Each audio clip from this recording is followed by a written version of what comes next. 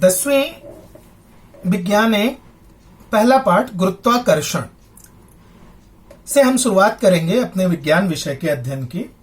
तो गुरुत्वाकर्षण जब हम पढ़ाई करेंगे तो उसमें एक टर्म आता है जिसको कहते हैं बल। तो साधारण शब्दों में हम बल को क्या कह सकते हैं कि बल एक प्रकार का खिंचाव या फिर एक प्रकार का धक्का होता है। किसी चीज को हम अपनी ओर खींचें या फिर किसी चीज को हम दूसरी तरफ उस पिंड को हम धक्का दें तो हम कहते हैं कि हमने उस पर एक बल प्रयुक्त किया।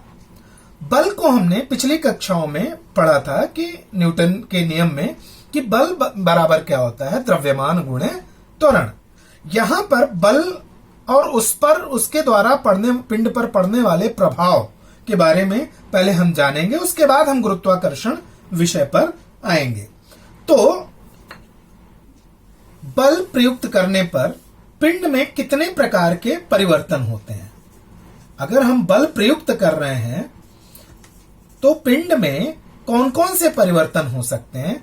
तो पिंड में हम देखते हैं कि एक 3 प्रकार का मोटा परिवर्तन हमें देखने को मिलता है। वो क्या है कि पिंड की गति वो बदल जाती है, गति चेंज हो जाती है।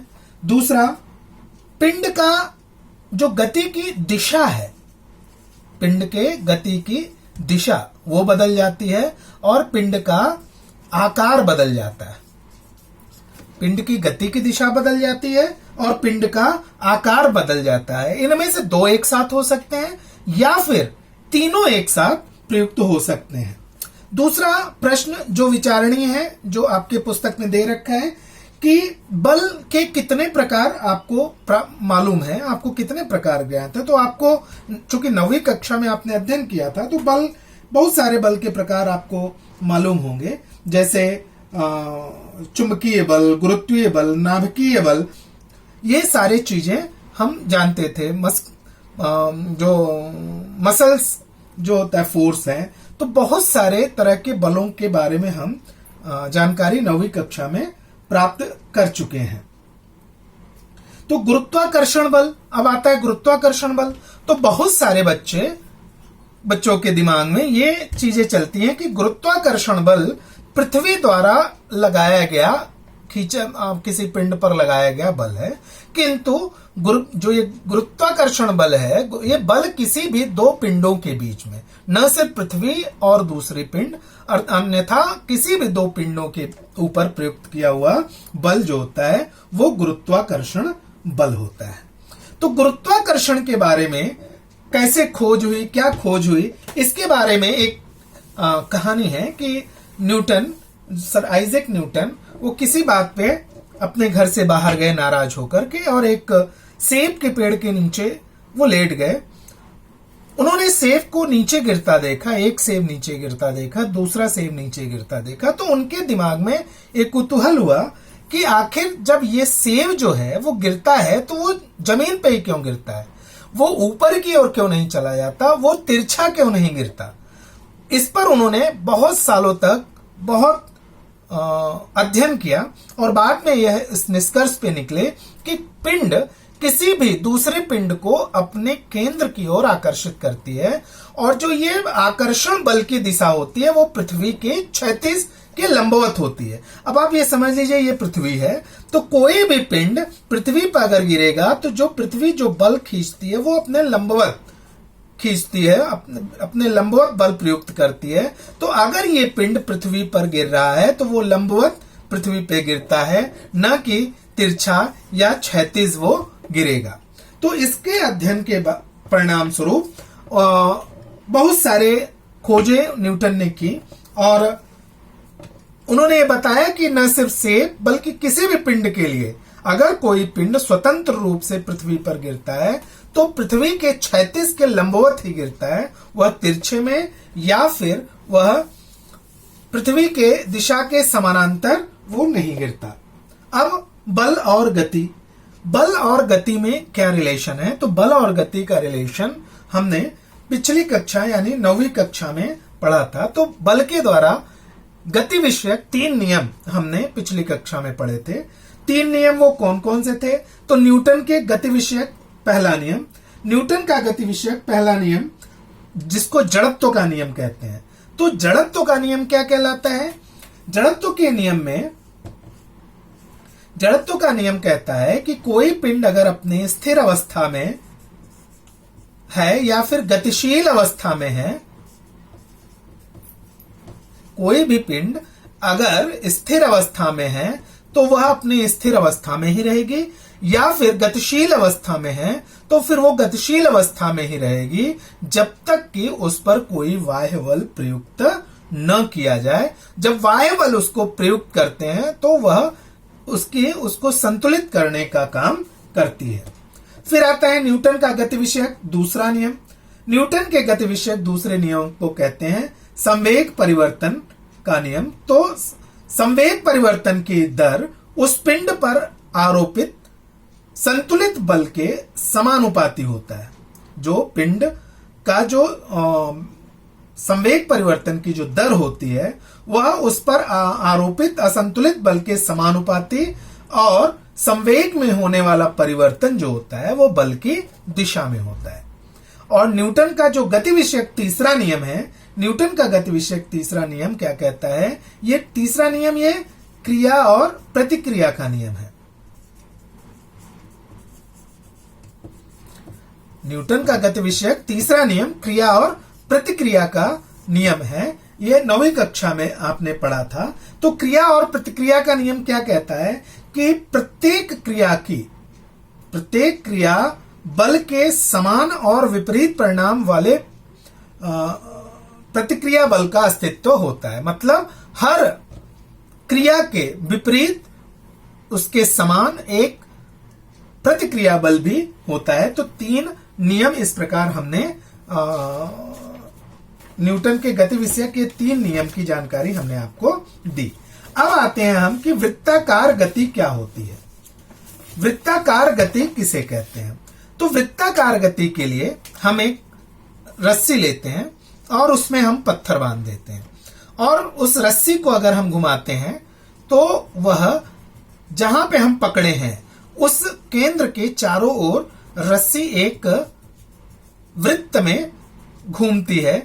तो पत्थर की इस गति को हम कहते हैं वृत्ताकार गति। अब हम कहेंगे कि इधर बल कहां कहां प्रयुक्त होता है। तो बल जो होता है, एक बल तो हम रस्सी को जो हमने पकड़ा हुआ है तो हम अपनी ओर रस्सी खींच रहे हैं, और दूसरा उसके गति के कारण एक बल उत्पन्न हो रहा है जो हमारे खिंचाव के ये जो वृत्त बन रहा है उसके स्पर्श दिशा में, उसके लंबवत स्पर्श दिशा में वह एक बल लगता है। और इन दोनों बलों के कारण ही वो रस्सी का बंधा हुआ पत्थर वो हमारे पास हमारे हाथ में नहीं आता है, और वो रस्सी बंधा हुआ पत्थर वो कहीं दूर नहीं जाता है, वो एक पथ में वृत्ताकार रूप में वो घूमता रहता है। अगर हम उस रस्सी को छोड़ दें तो रस्सी उस वृत्त के स्पर्श दिशा की ओर एक निश्चित गति से वह बाहर की ओर निकल जाती है। जिस बल से हम उस रस्सी को अपनी ओर खींचे हुए हैं उस बल को कहते हैं अभिकेंद्रीय बल। ये जो बल कहलाता है F, इसको कहते हैं अभिकेंद्रीय बल। अभिकेंद्रीय बल, और अभिकेंद्रीय बल जो होता है इसी बल के कारण ही कोई पिंड वृत्ताकार गति करती रहती है। और यह जो अभिकेंद्रीय बल है, इसी बल के कारण जो चंद्रमा है, चंद्रमा वो पृथ्वी के चारों तरफ घूमती रहती है। चंद्रमा हमारी पृथ्वी के चारों ओर घूमती रहती है, या पृथ्वी सूर्य के चारों ओर घूमता रहता है। तो ये अभिकेंद्रीय बल के कारण ही चंद्रमा को पृथ्वी और पृथ्वी को सूर्य अपनी ओर आकर्षित किए रहता है, और ये चंद्रमा चाहे पृथ्वी चाहे दूसरे कोई ग्रह हो, एक निश्चित वृत्ताकार गति से एक वृत्त में वो घूमते रहते हैं। तो इस प्रकार हमने देखा वृत्ताकार गति क्या होती है। फिर केपलर्स, उन्होंने गुरुत्व संबंधित जो नियम दिए थे केपलर ने। तो केपलर ने क्या नियम दिए थे? केपलर ने 3 नियम दिए थे, 3 नियम प्रतिपादित किए थे, जिनको हम केपलर के नियम के नाम से हम जानते हैं। तो केपलर के नियम जानने के पहले हमें यह जानना जरूरी होता है कि दीर्घवृत्त क्या होता है। तो अगर हम किसी शंकु को ले लें, शंकु को अगर हम तिरछे रूप में कट कर दें, शंकु को अगर हम तिरछे रूप में कट कर दें, तो जो ये कटा हुआ भाग है ये दीर्घवृत्ताकार भाग कहलाता है। इस दीर्घवृत्ताकार भाग में जो ये दीर्घवृत्ताकार भाग होता है, इस पे एक जो बीच से एक रेखा जाती है और इसके 2 नाभि बिंदु होते हैं, जिनको हम F1 और F2 के नाम से हम जान सकते हैं। 2 नाभीय बिंदु होते हैं और जो ये 2 नाभीय बिंदु को अगर हम उस वृत्त के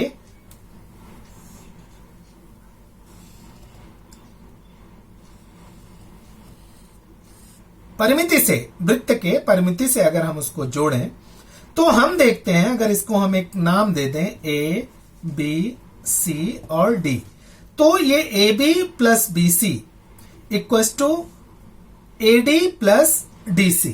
ये दूरियां जो होती हैं ये दोनों समान होती हैं। नाभि को मिलाने वाली, वृत्त को जोड़ने वाली जो रेखाएं होती हैं, उनकी जो दूरियां होती हैं वो हमेशा समान होती हैं। तो इन्हीं दीर्घवृत्ताकार जो परिभ्रमण कक्ष है, इसी के आधार मान करके हमारे केपलर साहब ने 3 नियम दिए, जिसमें से उनका पहला नियम है केपलर का पहला नियम। तो केपलर का पहला नियम,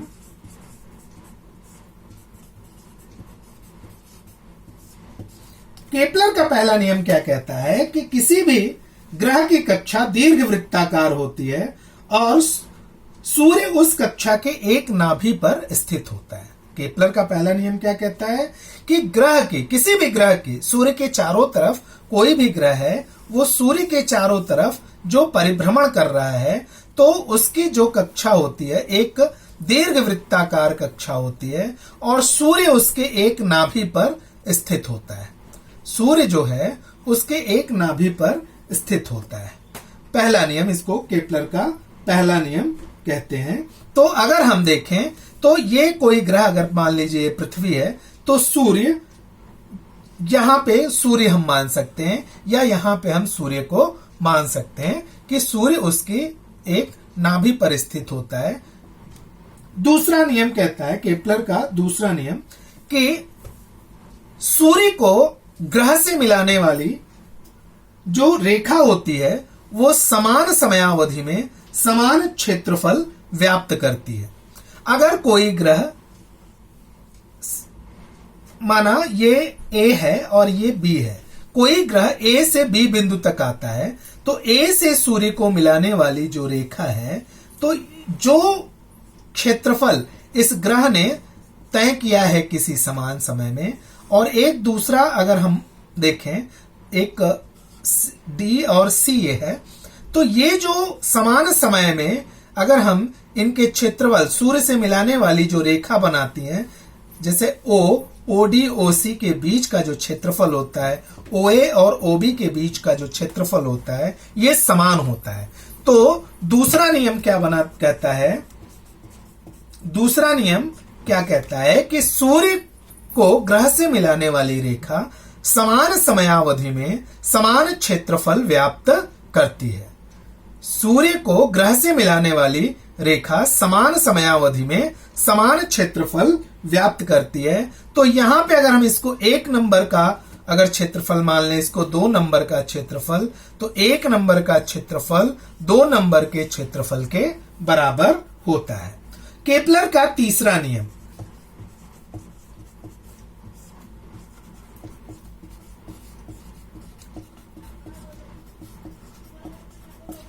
केपलर का तीसरा नियम क्या कहता है?